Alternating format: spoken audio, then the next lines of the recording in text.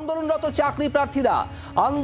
চাকরি প্রার্থীরা তো বটেই, এবং এর পাশাপাশি যাদের চাকরি খোয়া যাচ্ছে, এরকম প্রচুর মানুষ, প্রচুর পরীক্ষার্থী, চাকরি প্রার্থী তারা রয়েছেন। তাদের কি বক্তব্য একবার সরাসরি দেখার চেষ্টা করবো। ধর্মতলা থেকে রয়েছেন আমাদের প্রতিনিধি অয়ন ঘোষাল। অয়ন, কি বলছেন তারা আজ?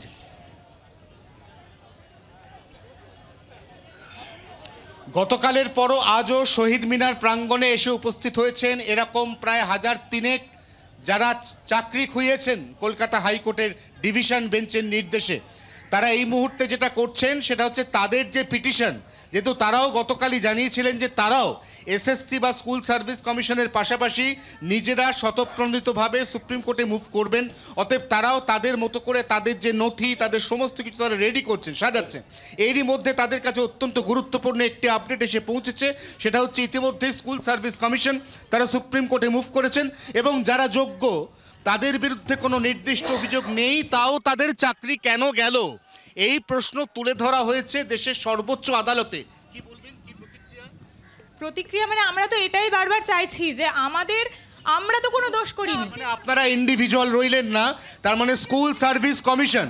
আপনাকে করছি, আপনি বলুন তো যোগ্য নিরাপরাধরা কেন শাস্তি পাবে, আপনি আগে বলুন। তাহলে এই যে মুভমেন্টটা হলো, এই যে স্কুল সার্ভিস কমিশন মুভমেন্টটা করলো হাইকোর্টের ডিভিশন বেঞ্চের রায়কে চ্যালেঞ্জ করে, তাহলে এটা কি আপনাদের প্রথম পদক্ষেপ, নৈতিক জয়? এটা কি আমরা আমাদের মতন করে চ্যালেঞ্জ করছি। আমরা কি চোর? 25,000 চোর?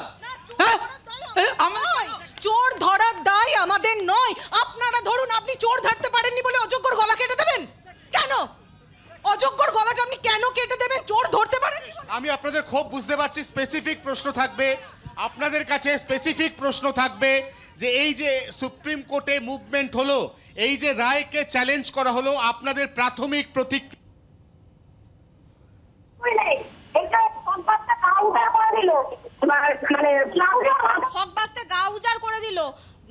মানে কিছু জন অযোগ্যর জন্য যোগ্যরা আমরা শাস্তি পেলাম। এরপরে কি প্রতিক্রিয়া হতে পারে? আমাদেরকে নির্দোষ প্রমাণ করতে হচ্ছে। আইনের প্রথম পদক্ষেপ সবসময় কোর্টের রায়, অর্থাৎ নিম্ন আদালতের রায়কে উচ্চতর আদালতে চ্যালেঞ্জ করা যায়। সেই চ্যালেঞ্জের কাজটা শুরু হলো। বায়াসড, সবাই তো বায়াসড। আমি মানে কাকে ভরসা করব? আপনারও কি তাই মত?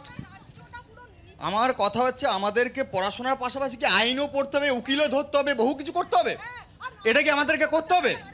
বুঝতে পারছো, এক একজনের কাছ থেকে এক এক রকম প্রতিক্রিয়া। চাকরি পেতে টাকা দেইনি, চাকরি খোয়াতে আমাকে টাকা দিয়ে সুপ্রিম কোর্টের আইনজীবী ধরতে হবে কেন? কি করেছি আমরা?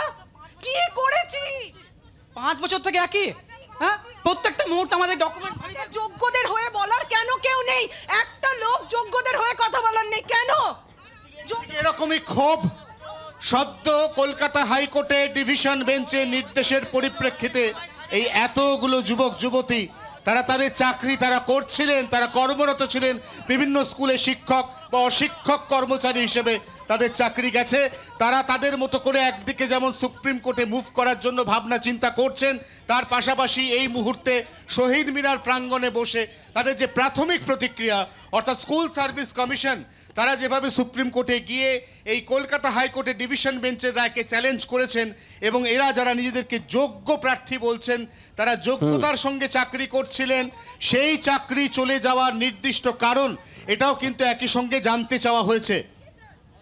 একেবারেই যে ছবিটা অয়ন দেখাচ্ছে ধর্মতলা চত্বরের ছবি আপনারা দেখছেন একেবারে সরাসরি, সেখানে প্রচুর সংখ্যক চাকরি খোয়ানো মানুষ কলকাতা হাইকোর্টের রায়ে যারা চাকরি খুইয়েছেন তাদের ক্ষোভ, হতাশা আপনারা শুনছিলেন তাদের বক্তব্য। বাংলার আওয়াজ, বাঙালির আবেগ, জি 24 ঘন্টা।